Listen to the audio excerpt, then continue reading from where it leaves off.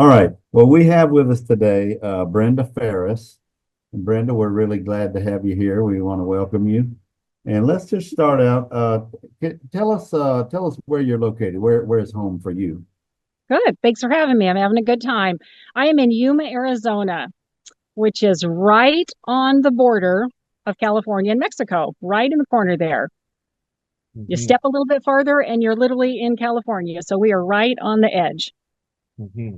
Okay. Hottest Can you city tell the in the difference when you US. go over the border? Is it like different once you cross that Yeah, it's the border? gas prices. It looks about the same at the beginning, but when you get to a new town, then it looks a little bit different. Gotcha. Yeah. Well, how long have you been doing doing this long arming thing? Tell us a little bit about your story there. Yeah, good, good. Actually, I'm originally from the Pacific Northwest, from Oregon, and we moved to Arizona about 20 years ago, and we lived over in the East Valley of Phoenix for about 16 years. And then about 5 years ago, when my mother-in-law passed away, we moved over here to help my father-in-law. And he had a long arm quilting business, which is exactly what's in this room, same place. And he had been doing that for about 15 years. So when we moved over here to help him, he was pretty much ready to retire. And I was excited to learn something new and interesting in a town that I didn't know anybody yet. And so it gave me a purpose and a reason. And so he taught me every day. We lived together in his house, and he taught me every day all of the trips, tricks, and tips that he knew that he had learned over those years. And so I've been doing this for about 5 years now after that time period. Yeah. Okay, so you started around the time of COVID, didn't you? We moved over here right as COVID was starting. That's exactly what happened. We moved over here in April of 2020. Well, that's really interesting because many people, myself included, I mean, it's not that long ago that I moved across the country to a new town, Hmm. and it was really an odd feeling, and anybody who's done it knows what I'm talking about. Where I mean, it used to be you could go around town and you would see faces that you recognized, and you would go to Walmart and see people that you would know. And when I moved to a new town, it was completely different. Like I didn't know a soul except the people at work. So tell me how, I mean, when these customers of your father-in-law were coming in and dropping off quilts, of course, you didn't know them the first time they came in. How did it help you adjust? Yeah, actually, it was amazing. This was a perfect transition because we didn't know anyone when we first moved here, but because we were here to help my father-in-law, he knew people. So when they would come in as clients, he would introduce me right away. I was involved in the business. I would grab the paperwork and he would have me write down any information. So I was seeing their name, I was hearing their name, I was writing down their name. I was interacting with them literally every time they came in. So that way, eventually, I made some good kind of instant friends that I could get to know. Because you're right, when you're in a new town, you just don't know anybody, and it's hard to know who's going to be your pal, who's going to be your friend, who's going to have something in common with you. And what was super interesting is that every single person that came through the door had something in common with me because they all love to quilt and that's what they were here for. So it really did help with that huge transition of moving to a new town, a small town where you don't know anybody. It was a good blessing. How many people do you think come by to drop off quilts in a week or in a month or pick up, dropping Yeah. off, picking up? Well, and Yuma is a big retirement town, and it is a transition. So during the winter, we have about three times as many people as we do in the summer.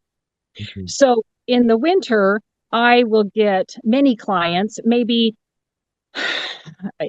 that was something I thought maybe 15 clients come in during the week in the winter, and a lot of them bring in more than one quilt, maybe 20 different clients in the winter.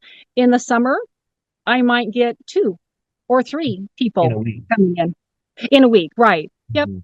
Yeah. So it's a huge transition. It took a little while to get used to because I just hadn't been in a position to have an influx of clients and then hardly any in the summer. Mhm. So it's How, an interesting town because that's how people function here. How long, Brenda, how long had your father-in-law doing this business? Yeah, he'd been doing it for 15 years before I came here. Okay. Now, is it a Statler machine or a hand guided? It is Statler. Yep. It's the Statler Optimum. Okay. Yep. Mhm. That's our most popular machine. Yeah. Machine. When I when like her. when he purchased it, did he get it for business purpose primarily? He did.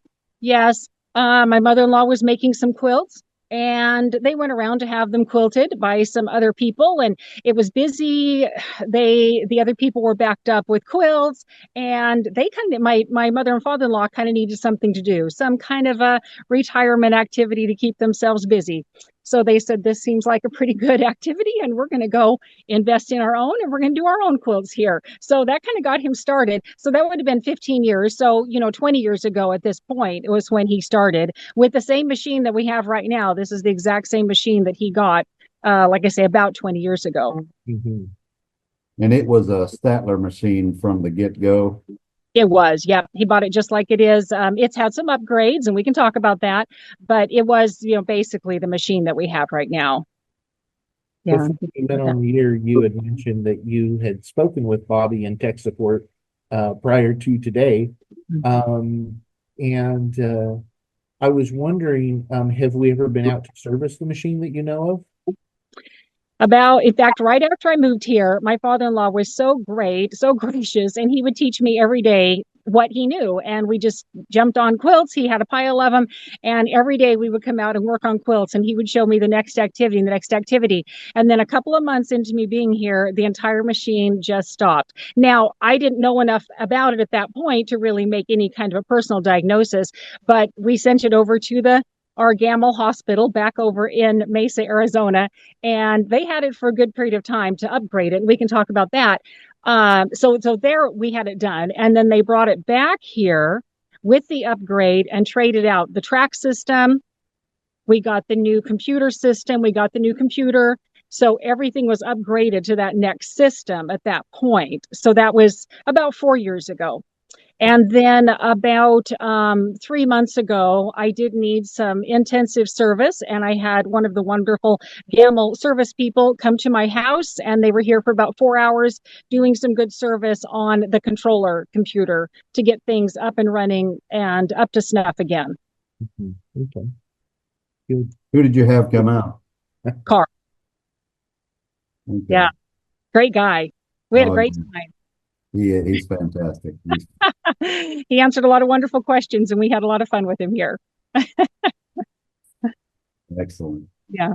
So do you know, I mean, this is kind of a normally one of the questions that we ask is, how did you know there would be enough business in your area to support another quilter? And you answered that already. Your in-laws found out that it took a long time for them to get a quilt done by somebody else. So they knew that there was a backlog in the area. Have you found the need to add more customers to the business, or has it pretty much just kind of continued on the course that it already was?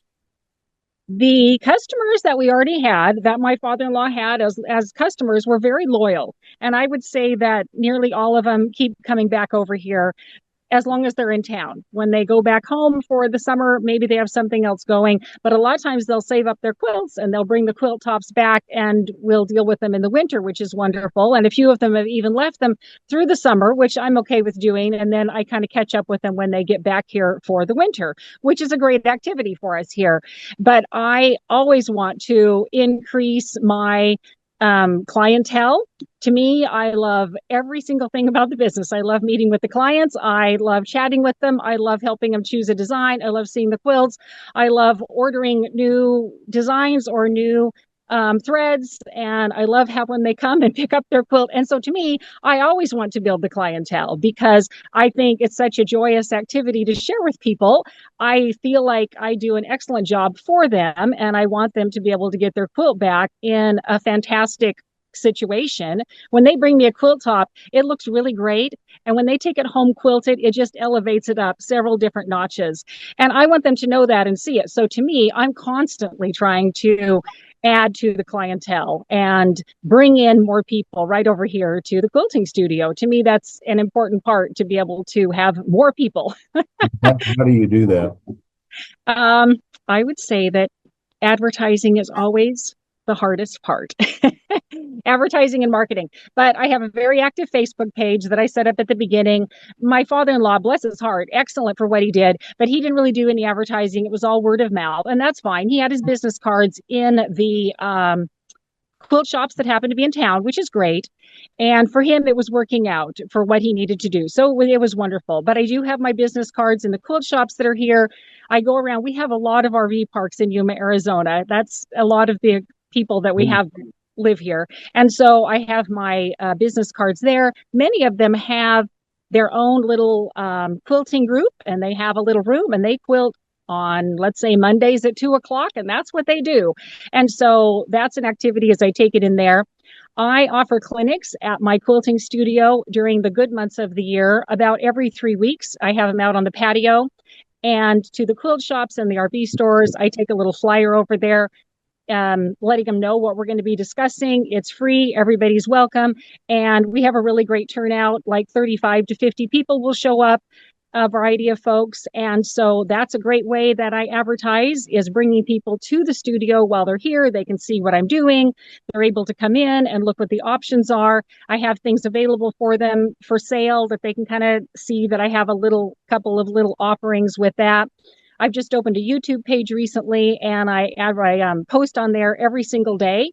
So to me, being busy with word of mouth, business cards, taking it around to the various activities like RV parks, and being on social media has been a way that I really promote everything that I do here.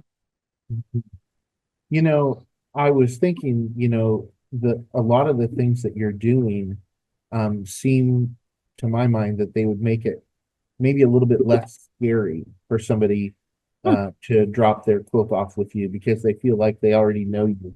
I remember the first time I ever took a quilt in to have it long armed. I didn't know what I was doing, and I think that's a fairly common feeling that people have the first time. And then I'm going to this lady's house, and I've never been to her house before. So you walk up the driveway and knock on the door, and it was before Ring cameras. But I was just thinking, a lot of those things that you're doing makes you already familiar to people. So it's not like they're going to some random person's house that they don't feel comfortable with. I love that. That's a great comment. And on my business card, I actually have my picture on my business card. And to me, that's important, because I want people to know something about the person they're going to. Frequently, a business card just has the words on it, and that's fine. But when I can see the person on there, that makes a difference to me.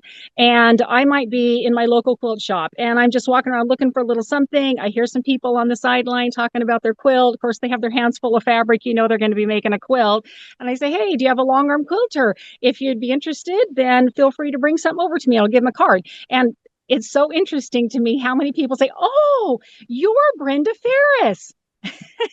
And so they've already heard of me through some kind of word of mouth, or they'll literally recognize me because my card with my picture is up in their RV park quilting room, or they've been over to the local quilt shop and they've seen my picture there. Oh, okay, you're Brenda Farris. And you're right. I mean, it makes a little connection right there, and they feel like, okay, we've got a little bit of a friend in you. That's a really good point. So about how many hours a week do you figure you spend quilting? I mean, it sounds like all of them. Given the option, all of them. Given the option, that's exactly right. In the winter is totally different than in the summer. Right here, it's total feast and famine in Yuma is the way that it is. So I would say that in the winter, I'm probably spending 35 to 60 hours a week quilting and meeting clients, the whole gamut, start to finish, I would say. And then in the summer, it probably goes down to maybe 15 to 20 hours. There just aren't as many quilts to do. So you're in the land of snowbirds, aren't you? Absolutely. Yeah. People are here and then they're gone. So I do some locals in the summer. I do people that are willing to leave their quilts during the summer. My mom is an avid quilter. She lives in Oregon. I do my mama's quilts. I do some of mine that have been waiting. So in the summer, I have a lot of that. So it's a way different situation between the two. But you're right. Otherwise, it would be all of the hours. And do you just do edge to edge, or do you do any custom? Or how's that look? I do edge to edge or I do custom. Yes, I do not have hand guided yet, but I am looking into it and chatting with a couple of people that do that almost exclusively in my area. And they're looking to have a few more people join. They're just inundated with the amount of hand guided they can handle. So they're going to show me some tricks, and I'm going to take some courses on it. So I've done a little bit of that, but I do custom, total custom in relationship to the computer work that can do it. Blocks and outlines and echoes and borders, lots of borders and such like that. And of course, most of it's edge to edge. I think that's the way that it probably is, unless you happen to be an all custom person. But yeah, I do custom or edge to edge, either one. Love it. So, can you give us an idea? Like, it seems like when you joined the business or took over the business, you brought a fresh energy that is probably real similar to the energy that your in-laws had when they first started. And so you kind of reinvigorated the whole thing. What did that do for the earning of the business when you came in with your fresh ideas and your fresh energy? Yeah, I appreciate that. That's a really good point. Yes. And I would say, yes, you're exactly right. I'm sure they had a lot of enthusiasm at the very beginning. Lots of things happen. And like I say, my mother-in-law passed away. So just a lot of things that happened to kind of change some of the enthusiasm. My father-in-law was pretty much ready to retire. And that's just great. That's a wonderful transition. I would say for the first full year, everything was intimidating. I'm just taking notes on every single thing he did. And he was there to guide me. So it wasn't like I was literally making a mistake, because he was going to deal with it. But if it was left up to me, I would have made mistakes. So it was wonderful that he was there to take care of all of those issues and looking over my shoulder the whole way. But for the first year, I would say everything was very tenuous. But the minute somebody came to the studio, from the very second I started meeting people, I was enthusiastic. And it wasn't put on. I was so excited to meet these people. We're in a totally new area. These people have something in common with me. Thank you for coming over and saying hello to somebody who's new here. And so I think that really invigorated them to say, okay, now they loved my father-in-law. They loved his work. He was very gregarious, easy to get along with. So that's great. But I do think they felt like, good, here's a new energy here. Let's continue this enthusiasm. And some people come over and they say, oh, thank you, Brenda, for the therapy session, the quilt and the therapy session. Oh, you do quilting and therapy. Yeah. Little dual purpose here. No extra charge for the therapy. Just come over and share some love with me. That's awesome. Oh, well, Brenda, how do you know about how many quilts you make in a year? I would say, as far as when you first started? Yeah, no, that's a good question. I would say probably when I first got here, we were probably doing about 200 a year, maybe. But right now I do 400 a year. I mean, obviously that's give and take. It's not like we do exactly 400, but I would say some of them are bigger and some of them are smaller. I mean, they all vary. You're right. But I would say on average, probably about 400 quilts a year, if I could just put a big ballpark on it. Mm-hmm. Yeah. Yeah, and you're right, all sizes. That's a lot to be doing with one machine. Mm-hmm. Yep. You are busy. Yep. Mm-hmm. So, have you done any of these other things like offering binding or piecing a t-shirt quilt for somebody who doesn't know how to do it, or any of that other stuff? Yes, absolutely.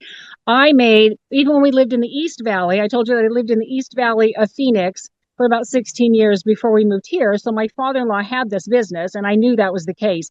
So I majored in custom tailoring like 35 years ago when I was in college. And so I already had a lot of sewing skills. And my kids, when I came here, they said, oh, Mom, this should be easy for you. You sew all the time. Well, you know what? There's not that much sewing on the Gammill machine. It's computer work. It's gears. It's changing. It's oiling. It's the machine's doing all the stitching on it. But I would say that knowing the difference between a good stitch, a pretty stitch, and a stitch that isn't good, I mean that holds true no matter what you're doing. Absolutely. Yeah. And I could certainly put all of that skill into what I was doing, Yeah. but I wasn't literally doing the work on it like that. But when I was over in the East Valley, I had quite a few people ask me to make t-shirt quilts over there. And I wasn't doing anything in regards to the actual quilting process here. So I would make the t-shirt quilts, send them to my father-in-law here, and he would do the quilting on them. So I had already made quite a few before I got here. So I have made t-shirt quilts, other types of quilts for people. So I offer full service. I am passionate about beautiful bindings. I offer a couple of different styles of bindings. I have several quilts right here that I've actually just finished the bindings on.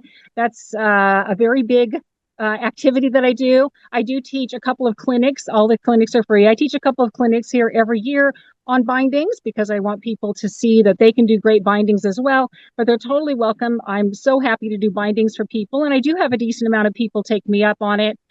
I also will trim the quilt if that's something that they would like me to do. I do not do that without them suggesting it because I don't want to come to any issues with that part of a thing. So if they would like it trimmed, I will absolutely. Lots of people with a big quilt or with a minky quilt would like me to trim it because, again, a lot of people here live in an RV or a very small unit and they just don't have room to trim a queen or king size quilt. So I go outside, I have a patio, I put up some of my tables and I will trim them out there, and that works out great for me and for them. So love to be all services in one spot. You sound like you enjoy most aspects of what you're doing. My next question was, you've basically doubled the amount of business that you've had from the time you first started.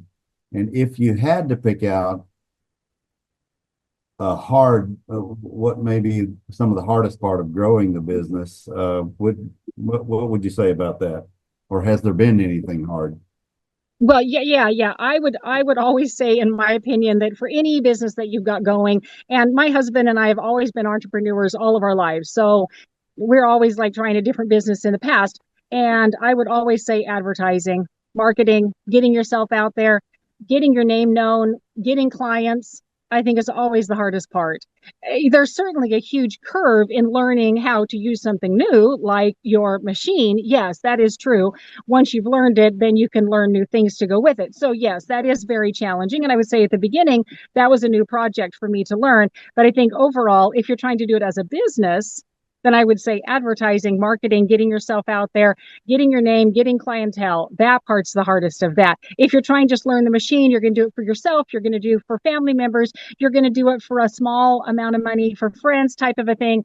Then I would say just learning the machine itself is probably the most challenging part of it. And I had an excellent, very patient teacher that was here full time and could help me learn what he knew. And then I went from there. So let me drill down a little bit into what you said.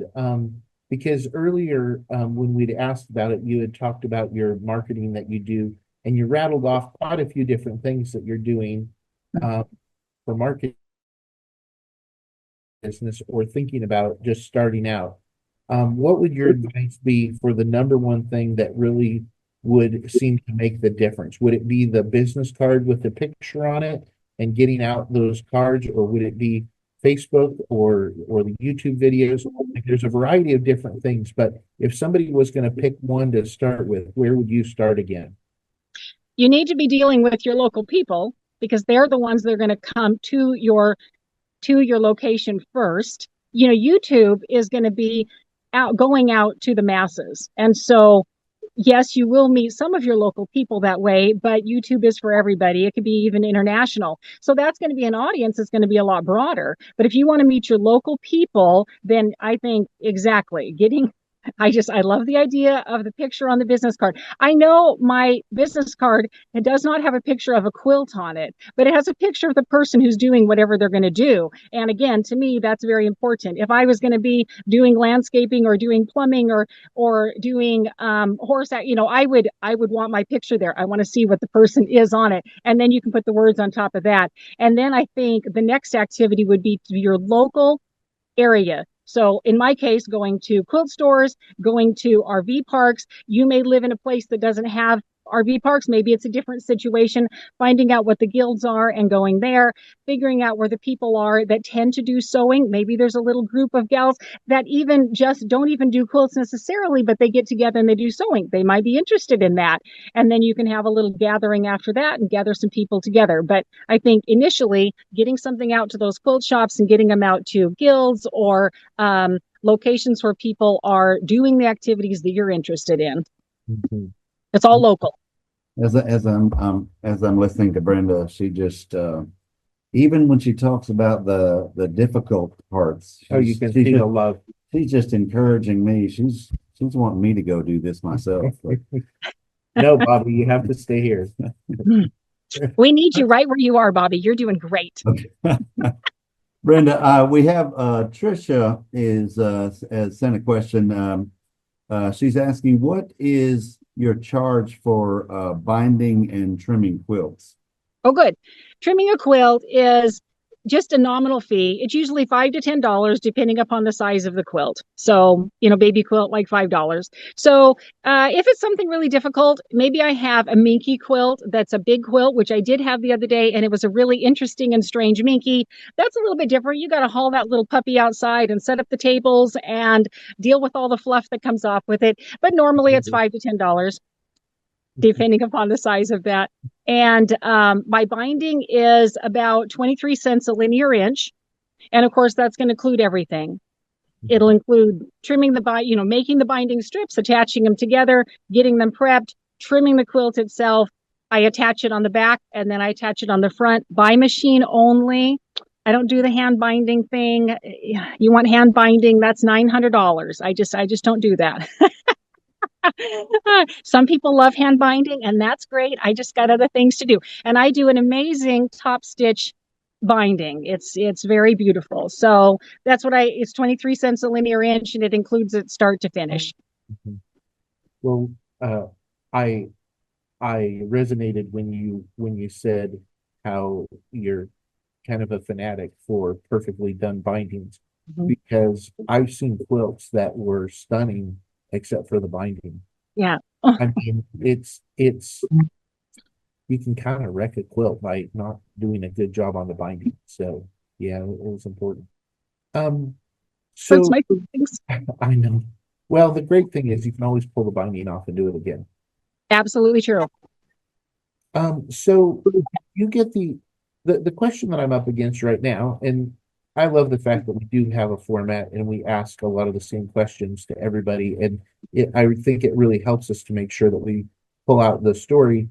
And you had mentioned some of the different things that have been done on the machine that you had service recently, etc.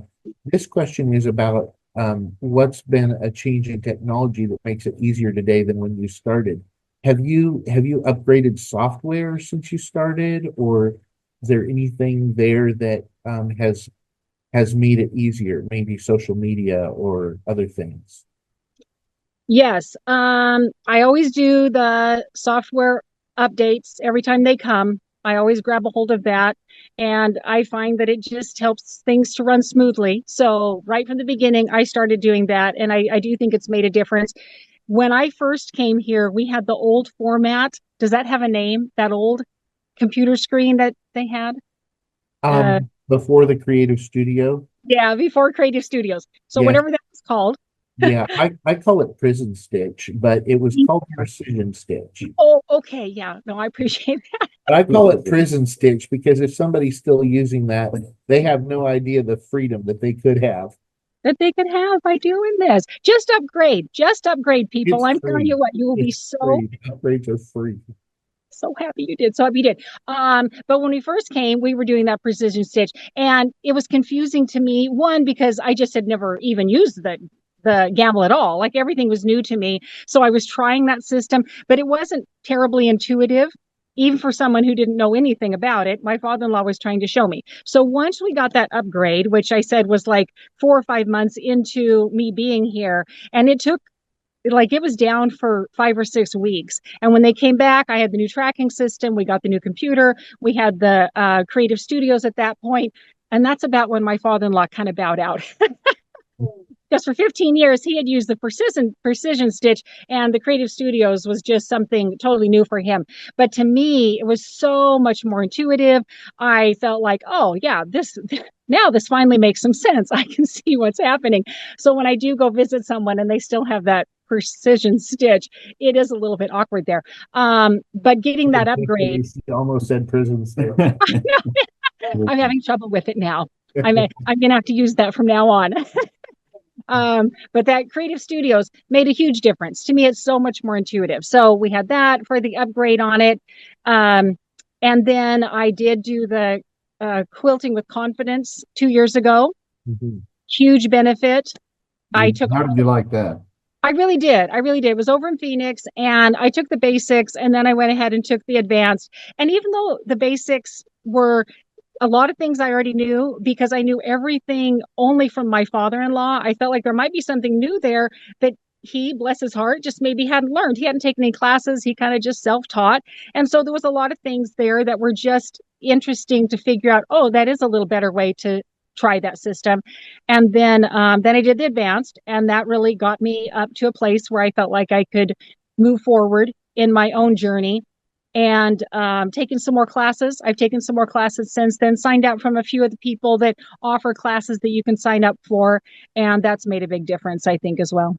Yeah, I found with people that oftentimes it's beneficial to, even if there's something you know how to do, seeing a different person showing you how to do it. A lot of times you'll pick up little ways that they do things that can teach you something that you didn't know about something that you already did know. Little nuances. I had one of the Gammill professionals teachers come here and was here for a few hours, and I paid her to come and teach me things. And I wanted her to come right from the beginning and watch me load it, because there could be things that I was doing that she might say, here's an option you may want to consider, or that looks really great. That maybe that's going to work well for you. And so to me, I wanted to start right from the beginning and show her all the systems I was doing and get all of her input. And she stayed for several hours. I paid her for that. And she showed me a lot of new things, that just little tiny things, like you're saying, Bobby, that you just didn't realize if somebody wasn't there to say, here's another way to consider doing it.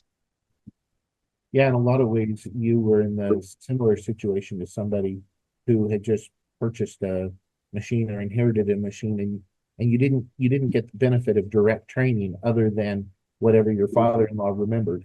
So yeah, we've in recent years, now that we have a new owner training program, it systematizes a lot of that, because there's like multiple ways to load, and in the video training you actually get taught one method, start to finish, and then here's this other way as well, start to finish. And so you get the opportunity to learn from different teachers who, like, sometimes it's like there's not a wrong answer. There's just like for example, the way that I like to load the quilt takes advantage of the fact that I'm starting to get a little arthritis in my fingers, and certain things aren't as easy as they used to be, And so the method I use to load is easier for me, whereas other people might not care. Mm-hmm. And with the Statler in general, I've found that there's more than one way to do almost everything in there. Usually 4 to 6 Yeah. ways. Yeah, Yes. multiple ways. Yeah. Yeah, well said. So, as you were doing this, we've mentioned your father-in-law a number of times throughout. I wonder, was he your biggest cheerleader and your support system as you were doing this, or did somebody else deserve that? Yeah. And I would say at the beginning, absolutely, a very supportive person that was extremely patient in teaching. I will say that if I have to say who my biggest supporter is, though, would definitely be my husband. He's here all the time. He also works from home. We have a tax practice that he does, which is also feast and famine. So my busy time of year is also his busy time of year. So during those months, it's just really busy around our house, in the office and in the quilting studio. and then it kind of wanes in the summer. But he's the one that's given me so many ideas. Like years ago, putting, like I say, the picture on the business card. That was something I've done years ago when I had my alterations business over in East Phoenix. Starting the clinics and having people come over here and me teach them something and demonstrate an activity to them. That was his idea. He's so great with marketing thoughts and ideas. Starting the YouTube channel and putting up activities over there. And he's always talking to me about who was your clients that was here today and how to go out in the quilting studio. And so I would have to say, definitely goes to him in the long run. He's a great guy, great supporter, great business helper. And what kind of impact has, of course, the money that you make and the control of your own personal schedule? What kind of impact has that had in your life? Absolutely. That's the very best part of it right there. The very best part is that you have control of your time and you can fit things in your schedule for the most part. I mean, if a client needs to come and bring a quilt, obviously you need to be here. If the client's coming to pick up the quilt, you need to be here. If you need to finish the quilt for the client, you need to be here. But for the most part, you can maneuver your day so that you could start at 5 in the morning. If you can get some quilts done at that time and you happen to be up, that's great. If you want to work late into the evening, you can. To me, my eyes start shutting down in the evening and I can't afford to mess up somebody's quilt. So I know that I have to shut things down by a certain time in the evening, and I'm so much more fresh in the morning. That's just me. So I would much rather get up in the morning and do it then if I have to, but I can maneuver it. And my husband has some physical disabilities from some surgeries and injuries in the past. So I can be here to help him, and he just needs a lot of physical help all day. I can get a quilt started. I can set it up. I can get it processed and moving forward, and I can go in and help him with what he needs as well with his activities. To me, that's very important. I need some kind of an income that I can do that can support him time wise with all the things that he needs. I also do accounting for our tax clients. And so I can mix and maneuver that in relationship to the quilts and figure out when that's going to work out best for me. So I can be doing this for a little while and then zip in and do accounting for a little while. The time is just very, very important to be able to decide what's going to work for you time-wise on it. And I tell you, Brenda, you saying that resonates, because I cannot tell you how many people that we've talked to on this podcast alone, who one of the most valuable parts of what they have with their business is they have a family member or somebody that needs them to be there for them during the day, and that's such a valuable thing. And you've reflected what a lot of the other people that we've had on here have said also. And I think the personal time is just very important, and that to me, that's more important than any of the rest of it, because I can maneuver things around as best as I possibly can. Brenda, what's something that you wish somebody would have told you when you were first getting started? I really appreciated learning more along the way. And again, I learned a lot from the beginning from my mentor, from my father-in-law. He did a great job of teaching me what he knew, but I was just eager. I was just like a sponge. I wanted to know more, and I didn't really know how to do that with the precision system that was before.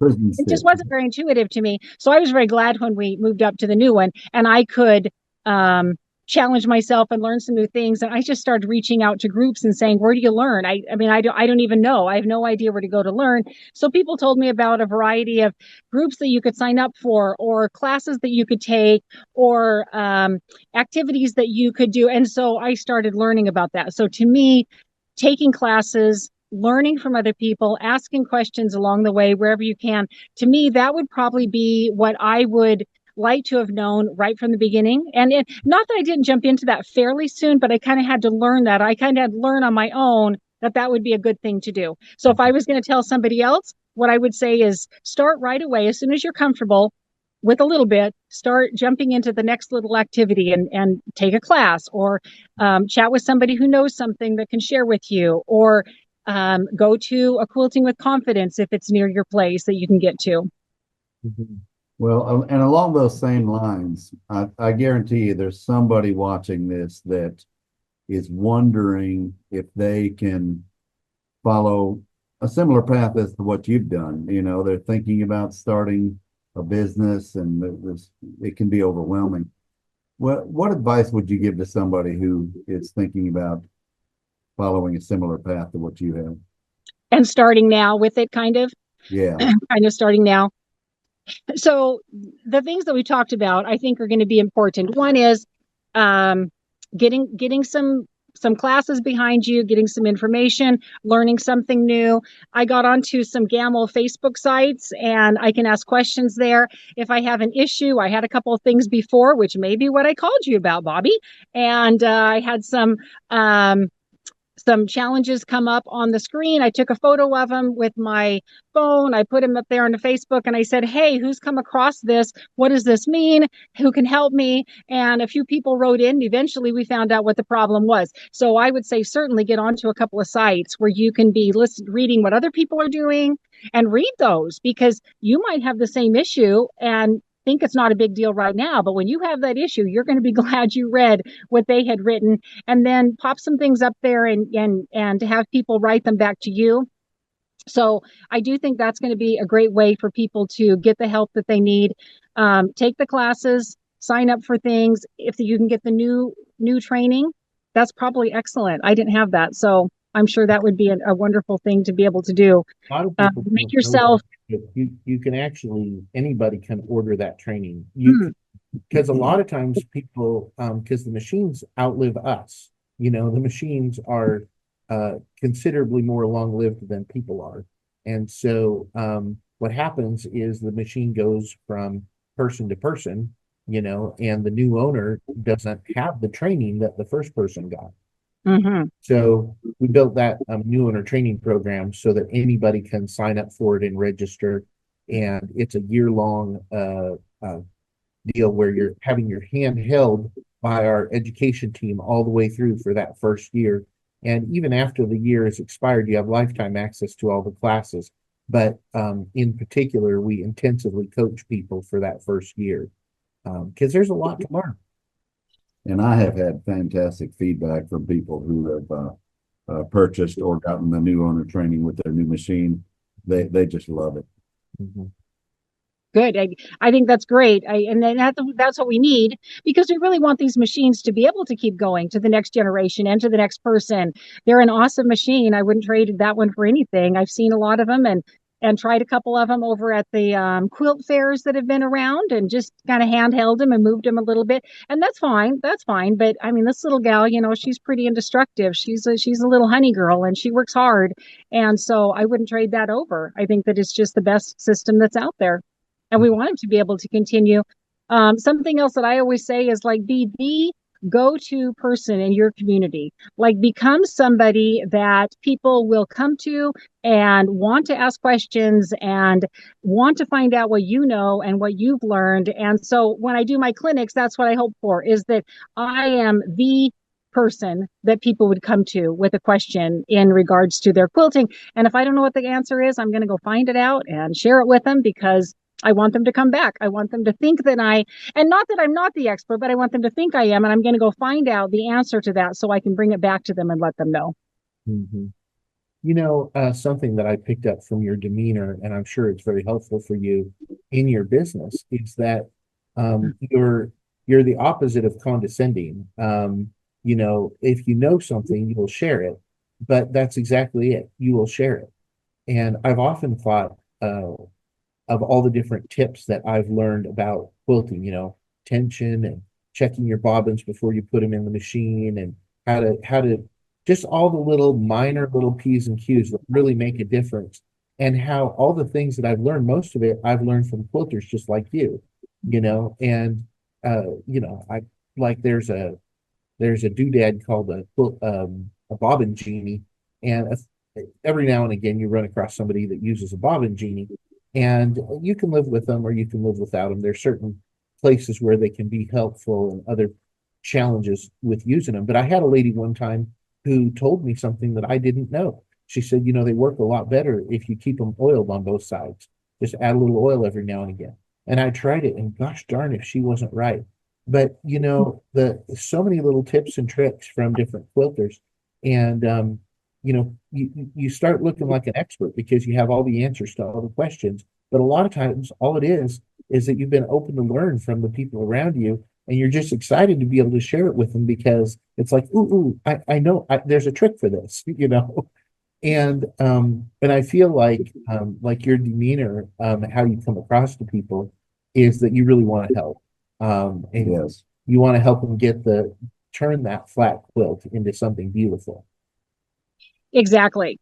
And I think you'd asked also about, I appreciate that. And you'd asked something about um, what you think that people could do in this day and age. And I think enthusiasm. Like I want to be very personable to the person who comes here. And I want to be relatable and I want to be enthusiastic. And the other thing is, I always want to be gracious. Like the quilter, some people come in, oh, I didn't do a great job, or my points aren't meeting, or this is one of my first quilts. It's fine. It's all fine. We're all starting where we're starting. And I want to be very gracious to every person and give them all the credit for the quilt. Right. They chose a great design. They chose a great color. Their quilt looks amazing because of the color of thread they chose to put on it. And I want them to realize that this is a product they're going to take home, not me. And so I always want to be gracious to them and let them know this was something they chose. Right. Well, and she's going to be all tore up over her points not meeting. What's the purpose in pointing out that her border is also ruffly? It's like, you know, there's uh like you said, you know, beautiful fabric choices, you know, beautiful pattern. What a great first quilt, what a great second quilt, whatever. I'm sure your niece is gonna love it. Let's get it finished, you know. And hopefully, occasionally, I'll have people that are open to suggestions, and I will graciously offer them the suggestion on how to make their border not so roughly next time. But I always want to couch it in the positive and not in the negative of their challenge that they've had. There's a really cool trick for getting your borders on where they're flatter. Mm. Well, Brenda, speaking of graciousness, I know that I'm accurate when I say your graciousness has exuded through this whole interview, and we really appreciate having you with us. I do want to before we let you go, if anybody would like to get a hold of you, or do you have a website or? Well, I know she has a YouTube channel and a Facebook. Yeah, I think she mentioned both of those. Can you share those with our audience? Yeah. I would love to do that. I always love to share with new people. So please check out my Facebook, and everything's the same. Facebook, Instagram, website, YouTube, all has the same name. Super easy that way. Everything's the same. Please check it out. I would love to share with people. It's Brenda's Quilting Studio. There you go. Like my name, Brenda's Quilting Studio. I would show you on my business card, but technically it's probably backward for you there. It would be backwards, yep. And It's just easy. Brenda's Quilting Studio. yeah, fantastic. Excellent. Well, thank you so much for being with us. And I want to also say thank you to everybody who's joined us live and asked the questions and that sort of thing. And if you want to check out more of these episodes, they're obviously available on YouTube or on a podcasting platform or on Gammill.com. And we'll see you guys all in 2 weeks. Thank you so much, Brenda. Go have fun. Enjoy your quilty day, my friends. Thank you. Thank you so much. Bye-bye. Bye-bye.